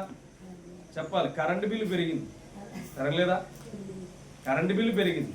టీవీ చూడడం వలన కరెంటు బిల్లు పెరిగింది, కానీ మన ఇంట్లో మాత్రం ఏది మారలేదు. అయితే నేను ఒకటి చెప్తున్నాను, మీరు ఏ టీవీ అయితే చూస్తున్నారో దాన్ని బంద్ చేసి మీరు ప్రార్థన వైపు, మీ యొక్క పాటల వైపు, దేవుని యొక్క ఆలోచన వైపు మీరు కూడి కుటుంబముగా ప్రార్థన చేస్తే 1 సంవత్సరమైనా 6 నెలలకైనా మీరు ఏం చేస్తారంటే దేవుని విషయంలో ఆయన ఇచ్చే కృప ఎంత బలమైందో మీరు చూస్తారు. ఇన్ని సంవత్సరాలు టీవీ చూశారు కాబట్టి ఈ టీవీని అంతటినీ పక్కన పెట్టేయండి. టీవీని అంతటినీ పక్కన పెట్టేసి చక్కగా మోకాళ్ళు వేయండి. మోకాళ్ళు వేసి ప్రార్థన చేయండి. 7:30 నుంచి 8:30, 9 మీ కుటుంబంలో, మీ గృహానికి ఆశీర్వాదం వచ్చేలాగా ప్రార్థన చేయండి. ఇతరులు కూడా రక్షించాలని ప్రార్థన చేయండి. అప్పుడు 6 నెలలకి రిజల్ట్ ఎలా ఉంటుందో, సంవత్సరానికి రిజల్ట్ ఎలా ఉంటుందో మీకు అర్థమైపోతుంది. ఇన్ని సంవత్సరాలు దేని చుట్టూ తిరిగారో దాన్ని విడిచిపెట్టేయండి. ఇప్పుడు మీరు చేయవలసిందల్లా దేవుని చుట్టూ మీ సమయాన్ని కేటాయించండి. ఎందుకంటే ఆయన ఉగ్రత దినాన మనం దాచబడి ఉండాలంటే మనం మోకాళ్ళతో ఉండాలి, పాటలతో ఉండాలి, దేవుణ్ణి స్తుతిస్తూ ఉండాలి. ఎప్పుడైతే ఆయనతో కలిసి మనం అంటకట్టబడతామో, నిజముగా ఆయనలో నిలబడ్డాం కనుక ఆయన ఉగ్రత దినాన, ఆయన కోపానికి బలి కాకుండా ఆయన చేతిలో మనం దాచబడే వారిగా ఉంటాం. అర్థమవుతుందా? అందుకనే ఎంతో మంది ప్రవక్తలు వారికి వారిగా చనిపోవాలని ఎందుకు అనుకున్నారు? వారికి వారిగా వారి జీవితాన్ని దేవుని సన్నిధిలో విడిచిపెట్టేద్దాం, దేవుని కొరకు బ్రతికినా బ్రతకకపోయినా, వాళ్ళు చంపేసినా చంపకపోయినా దేవుని చిత్తంలో నా బ్రతుకు అనేది చాలా అద్భుతంగా ఉంటుందని ఎందుకు అనుకున్నారంటే, వాళ్ళు దేవుని యొక్క రుచిని వారు ఎరిగి ఉన్నారు కనుక. ఏం చేశారు? దేవుని యొక్క రుచిని వారు ఎరిగి ఉన్నారు కనుక వారి జీవితం ఏమైందంటే దేవుని ఎదుట గొప్ప సంకల్పంతో నింపబడి ఉంది. వారు దేవుని ఎదుట సంతోషంగా నిలబడి ఉన్నారు. వారు దేవుని ఎదుట యథార్థంగా నిలబడి ఉన్నారు. మమ్మల్ని చంపుకుంటారా? చంపుకోండి, పర్వాలేదు. క్రీస్తు కొరకు హతసాక్షులం అవుతాం, కానీ క్రీస్తుని వెంబడించకుండా మేము ఉండలేం. మా సమయాన్ని వృధా చేసుకోలేం. మా ఊపిరి ఉన్నంత వరకు సువార్త ప్రకటిస్తాం, ఊపిరి తీసుకుంటే ఆయనతో ఉంటామని వాళ్ళు సవాలు కలిగి వారి జీవితాలని త్యాగం చేశారు. అలాగే కాదు, మన మధ్యన చనిపోయిన ప్రవీణ్ కుమార్ గారు కూడా, ఆ ప్రవీణ్ పగడాల్ గారు కూడా ఎలా చనిపోయారంటే క్రీస్తు సువార్తను ప్రకటించడానికి వెళ్తున్నప్పుడే చనిపోయారు. అర్థమవుతుందా? క్రీస్తు కొరకు భయపడేవారు ఎప్పుడు కూడా దేనిని చూసి భయపడరు. అర్థమవుతుందా? ఆయనకి థ్రెడ్ ఉందని తెలుసు, ఆయన మీద హత్య చేయబోతున్నారని తెలుసు, నెల నుంచి ఆయన చంపబోయే ప్లాన్లు వేస్తున్నారని తెలుసు, కానీ ఒక్కడే ఆ విజయవాడ ప్రాంతం నుంచి ఇక్కడికి రావడం జరిగింది. అర్థమవుతుందా? అంటే మనం ఆలోచన చేయాలి, ఏ ఒక్క వ్యక్తి మనుషులకు భయపడితే మాత్రం వాళ్ళు ఎప్పుడు విజయాన్ని చూడలేరు. ఏ వ్యక్తి అయితే దేవునికి భయపడతాడో గొప్ప విజయాలని చూడడం ప్రారంభిస్తారు. అర్థమవుతుందా? అందుకనే మనలో ఉన్న ఆ సమయాన్ని అంతటిని ఎలా దొంగిలిస్తున్నామో ఆ సమయాన్ని ఇప్పుడు ఏం చేయాలంటే దేవునికి అప్పగించి చూడండి. దినములు చెడ్డవి గనుక సమయము సద్వినియోగపరచుకోండి. అజ్ఞానుల వలె ఉండొద్దు, జ్ఞానుల వలె మీరు నడుచుకోండి అని దేవుడు సెలవిస్తున్నాడు. అందుకనే మనలో ఉన్న అజ్ఞానం అంతటిని తొలగించుకొని ఇప్పుడు జ్ఞానులుగా మనం నిలబడాలంటే దేవుని యొక్క శక్తికి మనం ఏమవ్వాలంటే లోబడి బ్రతకాలి. దేవుని మాటకు ఇది జరుగుతుందంటే జరుగుతుందని చెప్పి మనం నమ్మకం కలిగి ఉండాలి. దేవుని విషయంలో యథార్థత కలిగి ఉండాలి. దేవుని విషయంలో స్పష్టత కలిగి ఉండాలి. అంటే అది దేవుడు నిర్మించిన దినము గనుక, దేవుని విషయంలో యథార్థమైన వారిగా మనం నిలబడి ఉన్నాం గనుక మన భయమంతటిని తొలగించేసి దేవుడు ఏం చేస్తాడంటే మనల్ని ధైర్యముతో నింపి తన కొరకు ఏర్పరుచుకున్న బిడ్డలుగా మనల్ని దీవిస్తాడు. అర్థమవుతుందా? అందుకని మనం ఏం చేయాలి? మొట్టమొదటి ప్రార్థన, ఆశీర్వాదాన్ని పొందుకోవాలంటే దేవునికి లోబడాలి. ఆయన ఉగ్రత దినాన్ని మనం దాచబడాలంటే మొట్టమొదట దేవుని యొక్క అనుభవంలోనికి మనం వెళ్ళాలి. మన కుటుంబం మోకాళ్ళలోనికి వెళ్ళాలి. ఏదైతే మన కుటుంబంలో కీడు కల్పిస్తుందో ఆ సాతానుడు వేయించిన ప్రతి విపత్తును మనము తొలగించాలి. నువ్వు ఎప్పుడైతే మోకాళ్ళు ఆనుతావో ఆ మోకాళ్ళను బట్టి నీ కుటుంబం ఏమవుతుందంటే రక్షించబడుతుంది. నీ కుటుంబంలోనికి వచ్చే శోధనలన్నింటినీ బయటికి తీసుకువస్తాడు. నీ కుటుంబంలో నుంచే బాధలన్నిటి నుంచి బయటికి తీసుకొస్తాడు. ఎందుకు అని అంటే నీవు సమయాన్ని దేవునికి ఇస్తున్నావు గనుక, నీవు సమయాన్ని దేవునికి ఏర్పాటు చేస్తున్నావు గనుక. యోధ వారి వలె మనం ఉన్నామంటే దేవుడు ఒకటే మాట చెప్తున్నాడు, సిగ్గుమాలిన జనులారా పొట్టు గాలికి ఎగిరిపోనట్లుగా ఎగిరిపోతుంది. అయితే మీరేం చేయాలంటే వారిని తిట్టినట్టుగా మీ జీవితం ఉండకూడదు, వారిని అన్నట్టుగా మీ జీవితం ఉండకూడదు. వాళ్ళకి చాలా అద్భుతాలు చేశాను, చాలా ఆశ్చర్య కార్యాలు చేశాను, వాళ్ళ కుటుంబంలో, వాళ్ళ గ్రామంలో, లేకపోతే వాళ్ళ దేశానికి నేను ఏం చేశానంటే విడుదలనే ఇచ్చాను, కానీ వారు ఏ మాత్రము కూడా నాకు లోబడి లేరు. ఈరోజు మీరు కూడా అలా ఉంటే దేవుడు చెప్తున్న ఒకే ఒక మాట, మీ సమయాన్ని సద్వినియోగపరచుకోవలసిన దినమై ఉన్నది ఈరోజు. మీరు ఏదైతే ఇక్కడి నుంచి వెళ్ళి బయటికి మరొకటి నిన్ను మార్చేస్తుందంటే ఆ మార్చేస్తున్న దాన్ని నువ్వేం చేయాలంటే కనిపెట్టి జీవించాలి. ఆ మార్చేస్తున్న విషయాలను కనిపెట్టి జీవించాలి. ఎలా కనిపెట్టాలి? నువ్వు రిమోట్ పట్టుకుంటే దేవుని విషయమా సాతాను విషయంలో ఉన్నావా ఆలోచించే. నువ్వు సెల్ల పట్టుకుంటే దేవుని విషయంలో ఉన్నావా సాతాను విషయంలో ఉన్నావా ఆలోచించే. ఏ రీల్స్ అయితే ప్రజలను ఈ రోజు పాడు చేస్తున్నాయో, ఏ యూట్యూబ్ లో వీడియోలు అయితే ఇలా హత్య చేయాలి అలా హత్య చేయాలని పాడు చేస్తున్నాయో, ఈ రోజు సమాజంలో అవే జరుగుతూ వెళ్ళిపోతున్నాయి. ఎందుకని? వాడికి సమయము కొంచెమే అని చెప్పి ప్రతి జీవితాన్ని లోకం నుండి తీసుకువెళ్ళిపోవాలని ఎంతగానో వాడు ఎదురు చూస్తున్నాడు. పాపములో ఉండి ప్రతి ఒక్కరిని పట్టుకోవాలని ఎదురు చూస్తున్నాడు. వారిని మరణానికి అప్పగించి నరకానికి గెంటేయాలని ఎదురు చూస్తున్నాడు. అయితే వాక్యం వింటున్న మీ భవిష్యత్తు మాత్రం దేవుని పట్ల శ్రద్ధ కలిగి ఉండాలి. వాక్యాన్ని వింటున్న మీ జీవితాలు దేవునికి లోబడి బ్రతకాలి. వాక్యం ఏం ప్రకటిస్తుంది? దేవునికి లోబడమని చెప్తుంది. వాక్యం ఏం ప్రకటిస్తుంది? నీ సమయాన్ని సద్వినియోగం పరచుకోమని చెప్తుంది. వాక్యం ఏం చెప్తుంది? నీ జీవితంలో కాపాడుకోవాల్సింది నీ కుటుంబం అన్నది. ఆ కుటుంబాన్ని నీ మోకాళ్ళతో కాపాడుకోమని దేవుడు సెలవిస్తున్నాడు. ఈరోజు దేని విషయంలో మన కుటుంబం నలిగిపోతుందో ఆలోచన చేయండి. సాతాను దేనికి అవకాశం ఇచ్చి మనకు అన్నీ ఉన్నాయని నిన్ను సుఖమైన ఆలోచనకు తీసుకువెళ్తుందో ఆలోచన చేయండి. కష్టం లేకుండా నీ జీవితాన్ని ముందుకు తీసుకువెళ్తున్నాడంటే ఒక రోజు నువ్వు ఏ విపత్తులో మునిగిపోతున్నావు ఆలోచన చేయి. అందుకనే ఈరోజు మనం నేర్చుకున్న విషయంలో ఎలా కలిగి జీవించాలంటే దేవుని చేత తిట్టించుకునే వారిగా ఉండకూడదు, దేవుని చేత ఘనమైన మాటను పొందుకునే వారిగా ఉండాలి. అర్థమవుతుందా? అంటే ఈరోజు మన సమయాన్ని ఏం చేయాలి చెప్పాలి. ఈరోజు మన సమయాన్ని జాగ్రత్తగా కాపాడుకోవాలి. ప్రతి విషయంలో మెలకువ కలిగి ఉండాలి.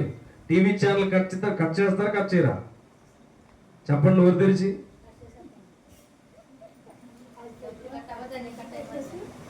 చెప్పాలి. మనకి ఏది డిస్టర్బెన్స్ ఉంటే దాన్ని విడిచిపెడితే దేవుడి కార్యాలు చూస్తారు. నేను నిజం చెప్తున్నా. మీరు దేన్ని విడిచిపెడితే దానిని బట్టే మీరు దేవుని కార్యాలను చూస్తారు. సేవకుడి మాటకి గౌరవం ఇచ్చి చూసారా? సేవకుడి మాటను నమ్మి చూసారా? సేవకుడు చెప్పే ప్రతి మాటని మీరు విశ్వాసంగా నమ్మారా? తప్పకుండా మీరు మీ కార్యాలను చూడడం ప్రారంభిస్తారు. లేదు మేము మారలేము, ఆలోచన ఇంతే, మా సమయం ఇంతే అనుకుంటే ఒకటే చెప్తున్నాను, ఆయన ఉగ్రతలోనికి వెళ్ళిపోయిన తర్వాత నాకు అవకాశం ఇవ్వంటే దాని వలన లాభము లేదు. ఈరోజు నీకు అవకాశం ఉంది. ఏది కట్ చేయాలో నీ శరీరానికి సంబంధించినవి కట్ చేసి, ఏది ఆత్మీయ జీవితానికి కావాలో దాన్ని పట్టుకో. ఏది కావాలంటే దాన్ని పట్టుకుంటే అప్పుడు నీకు అర్థమైపోతుంది నీలో ఉన్న భయం అంతటిని తొలగించేవాడు నీలో ఉన్నాడు గనుక దేనిని చూసి భయపడవలసిన అవసరం నీకు లేదు, దేనిని చూసి జడవలసిన అవసరం నీకు లేదు. ఎందుకంటే నీలో ఉన్న దేవుడు ఏదైనా చేయగల శక్తివంతుడై ఉన్నాడు. నువ్వు నమ్మిన దేవుడు ఏదైనా ఇవ్వగలవాడై ఉన్నాడు. అది ఎంతటి పరిష్కారమునైనా దాన్ని సరిచేయగల దేవుడై ఉన్నాడు కనుక నువ్వేం చేయాలి అంటే దేవునికి మొట్టమొదట ప్రిఫరెన్స్ ఇవ్వాలి. ఆయన చెయ్యగలడని నువ్వు ఎప్పుడైతే నమ్ముతావో, ఆయన ఏదైనా సరి చేయగలడని నువ్వు ఎప్పుడైతే నమ్ముతావో, ఇదిగో నా నోటి నుండి వచ్చిన ప్రతి మాట మీకు దీవెనగా మారిపోతుంది. అర్థమవుతుందా? అందుకని దేవుని విషయంలో మనం ఎలా ఉండాలంటే మన సమయాన్ని విలువగా దేవునికి ఇవ్వడం ప్రారంభించాలి. అందుకని ఏం చేయాలి? కుటుంబంలో ఏం చేయాలి? చేస్తారా ప్రార్థన? కుటుంబంతో పాటు చెయ్యండి. చేస్తే మనం ఏమవుతామంటే ఒక్కరిగా అయినా ప్రార్థన చేయండి. చేసినప్పుడు మన కుటుంబంలో ఉన్న శోధనల నుంచి దేవుడు బయటికి తీసుకొస్తాడు. అది నెలైనా 2 నెలలైనా 3 నెలలైనా ఎప్పటికైనా మన కుటుంబం వర్ధిల్లడం ఏంటనేది మీరు చూస్తారు. అర్థమవుతుందా? ఎప్పుడు కూడా నేను చెయ్యలేను అనేది భ్రమపరిచే ఆత్మ, నా వల్ల కాదు అనేది భ్రమపరిచే ఆత్మ, ఇది జరగదు అనేది భ్రమపరిచే ఆత్మ. అయితే దేవుని ఆత్మ మాత్రం ఎందుకు జరగదు అని అంటది. అర్థమవుతుందా? నువ్వెందుకు చేయలేవు, నీ వల్ల ఎందుకు కాదు, ఇది జరుగుతుంది, చెయ్యి నువ్వు మోకాళ్ళ అని దేవుడు చదివిస్తాడు. అర్థమవుతుందా? అందుకని మీరు నమ్మి దేవుని విషయంలో విశ్వాసం ఉంచితే మీరు ఏమవుతారంటే మీ సమయం ఏంటో మీరు తెలుసుకోగలుగుతారు. ఆయన ఉగ్రతలో మీరు పడిపోకుండా ఆయన అరచేతిలో దాచబడతారు. కాబట్టి మెలకువ కలిగి ఉండండి. దినములు చెడ్డవి గనుక అజ్ఞానుల వలె కాక జ్ఞానుల వలె మీ జీవితాన్ని కాపాడుకోండి. ఏది మిమ్మల్ని బలహీనపరుస్తుందో దాని నుంచి బయటికి వచ్చేయండి. ఏదైతే మిమ్మల్ని ఇబ్బంది పెడుతుందో, వాక్యానికి చోటు ఇవ్వకుండా బలహీనపరుస్తుందో దాని అంతటి నుంచి బయటకు వచ్చేయండి. దేవుడు నిన్ను తన కృపలో భద్రపరిచి నీ కుటుంబాన్ని నిన్ను కూడా తన అరచేతిలో భద్రపరుచుకుంటాడు.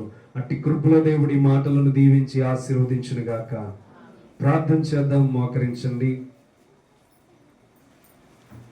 విన్న వాక్యాన్ని బట్టి నీ జీవితంలో ఏది కట్ చేయాలనుకుంటున్నావో అది నీ చేతులకు అప్పగిస్తున్నా. నువ్వు ఏది విడిచిపెట్టాలనుకుంటున్నావో దాన్ని విడిచిపెట్టేయడానికి ఇష్టపడండి.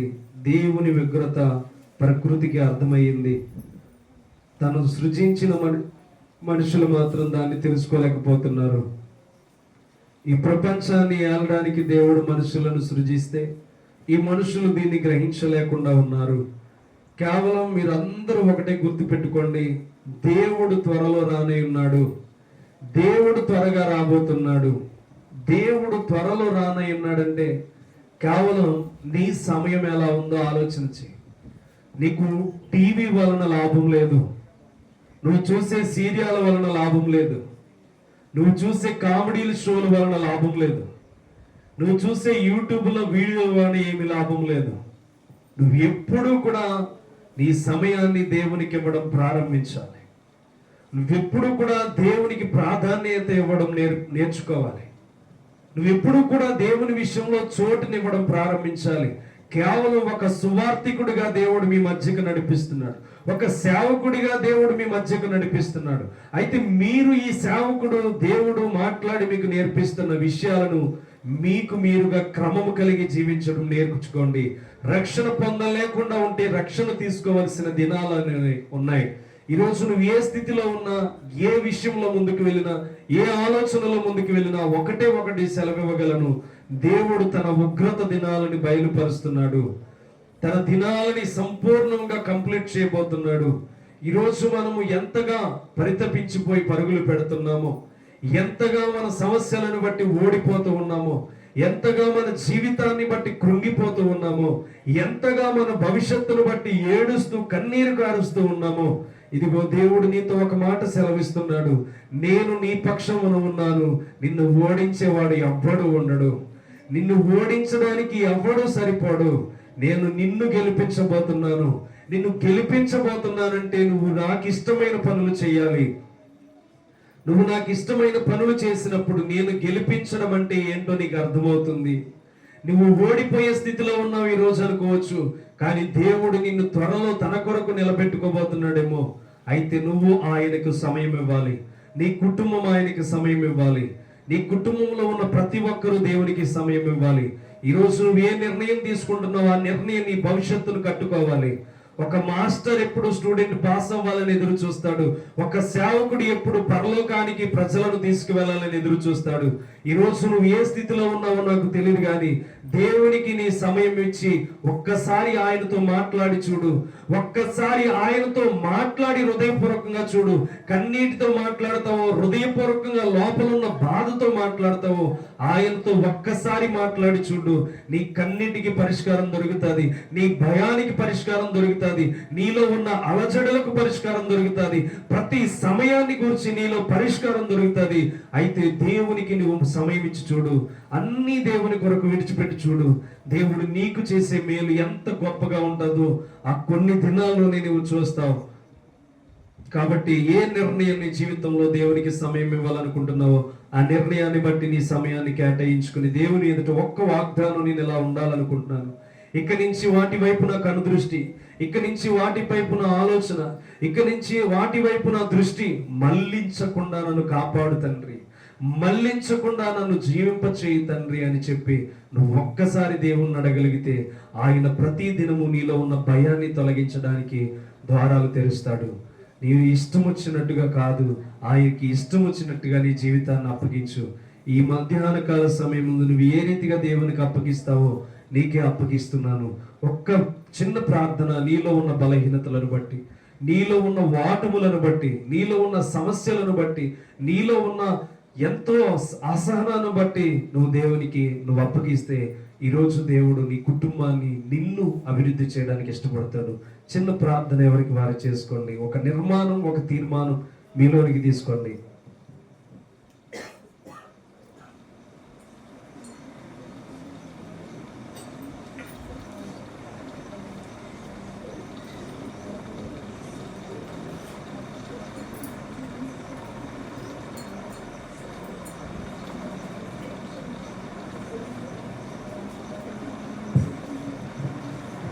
ఒక నిర్ణయం మీ జీవితాన్ని మారుస్తుంది, ఒక నిర్ణయం మీ జీవితాన్ని మారుస్తుంది. టీవీ రిమోట్ నీ చేతిలోకి వచ్చినప్పుడు దేవుడా దెయ్యమా? చూసే వింటున్న నీ చెవులు దేవుని మాటలా, సాతాను మాటలా? నువ్వు చూస్తున్న కనులు దేవునికి లెక్క అప్పగించవలసినవి ఉన్నాయి. నీ కన్ను తేటగా లేకపోతే ఒక కన్నుతో చక్కగా నీ జీవితాన్ని కాపాడుకో.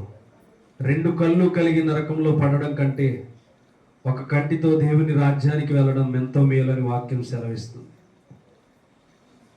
ఒకవేళ నువ్వు దేవుని మాటలను ఈజీగా తీసేయచ్చు, దేవుని విషయాలను ఈజీగా పక్కన పెట్టచ్చు, కానీ ఆయన మాత్రం పక్కన పెట్టేవాడు కాదు. ఏమి బోధించాడో అడుగుతాడు, నిన్ను ఎలా బ్రతకమన్నాడో అడుగుతాడు, నీ జీవితం ఎలా ఉండాలని బోధించాడో అవన్నీ అడుగుతాడు. ఒకవేళ ఇక్కడ సమయం ఉన్నప్పుడు నీ సమయాన్ని సరిచేసుకోకపోతే, ఇక్కడ సమయం ఉన్నప్పుడు నీ దేహాన్ని సరిచూసుకోకపోతే, ఆత్మ శరీరము వేరైపోయిన తర్వాత ఇదిగో ఏ మాత్రము కూడా నీ జీవితానికి వెలుగు దూరం అయిపోయిన తర్వాత, చీకటిలో ఎంత రొమ్ము కొట్టుకున్నా నీకు ఫలితం లేదు, చీకటిలో ఎంత అరిచినా నీకు లాభం లేదు. ఈరోజు నీ జీవితం బాగుందని దేవుడు చెప్తున్నాడు. నీ సమయాన్ని దేవునికి ఇవ్వు. ఎంత సంపాదిస్తే అంత ఆశీర్వాదం అనుకోవద్దు. నువ్వు ఎంత సంపాదించిన దేవుని లెక్కల్లోనికి వెళ్ళావు. నీ ఆత్మ ఎంత బలముగా ఉందో దేవుని లెక్కల్లోనికి వెళ్తావు. మహాపరిశుద్ధుడమైన తండ్రి, ప్రేమగల మూర్తి, కృపగల తండ్రి, ఏ బిడ్డతో మాట్లాడవో నాకు తెలియదు, కానీ నీ ఆత్మ చేత బిడ్డల్ని ధైర్యపరచి వారికి మెలకువనిచ్చినందుకు స్తోత్రములు చెల్లిస్తున్నాను ప్రభు. నీ మాటలు మాధుర్యమైనవి, మనుషులను వారిని ఉన్నత స్థితిలోనికి తీసుకువెళ్ళేవని నమ్ముచున్నాను ప్రభా. ఏ బిడ్డలైతే ఇంకా తండ్రి వారి జీవితాల్లో నీ ఎదుట నమ్మకముగా లేకుండా, నీ ఎదుట విశ్వాసముగా లేకుండా, నీ ఎదుట యథార్థము లేకుండా, నీతి లేకుండా, వినయము లేకుండా జీవిస్తున్నారు తండ్రి. ఈ మధ్యాహ్న కాల సమయంలో నీ బిడ్డలు జ్ఞాపకం చేసుకోండి, వారిని బలపరచండి, శక్తితో నింపి నీ కృపలో వర్ధిల్లింప చేయమని ప్రార్థిస్తున్నా. ఆశ్చర్యకరుడా, ఇదిగో మహా గొప్ప దేవుడా, నీకు స్తోత్రాలు. బిడ్డలందరినీ దీవించమని ప్రార్థిస్తున్నాను అయ్యా. తప్పు చేయని మానవుడు ఎవరు లేరన్నావు తండ్రి. అయ్యా, నీ బిడ్డలు ఏ విషయంలో పొరపాటు చేశారో, ఈ వాక్యం విననంత వరకు తప్పులు చేసుండొచ్చు. ఈ వాక్యం విని వెళ్తుండగా వీరిలో శక్తిని నీవు నింపండి. లోకములో ఉన్న వాటిని జయించి శరీరాన్ని భ్రమపరిచే ఆత్మను, ఇదిగో తండ్రి, భ్రమపరచు ఆత్మను వీరిలో నుంచి తొలగించండి. వీరిలో భ్రమపరచు ఆత్మ ఉంటే లైవ్ చేయండి తండ్రి. యేసయ్యా, నీకు మాత్రమే చోటిచ్చి నువ్వు ఏదైనా చేయగల సమర్థుడు అని నీ నామానికి తండ్రి లోబడే వారిగా దీవించమని ప్రార్థిస్తున్నా. ఇదిగో నీ బిడ్డలందరినీ నీ చేతులకు అప్పగిస్తున్నాను. ఏ విషయంలో నిర్ణయం తీసుకున్నారో, ఏ విషయంలో నిర్ణయం కలిగి ఉన్నారో వాటన్నిటికీ దూరంగా ఉంటూ నీ వాక్యానికి, నీ పాటలకు చోటునిస్తూ వారి కుటుంబాన్ని, వారి కుటుంబంలో ఉన్న వారిని సిద్ధపాటు చేసుకునే భాగ్యాన్ని, నీ రాకడకు అనేకమైన సూచనలు కనబడుతుండగా నీ మేలుల బిడ్డలకు విడుదల చేయమని క్రీస్తు నామం పేరిట అడిగి వేడుకొనుచున్నాం తండ్రి. ఆమేన్.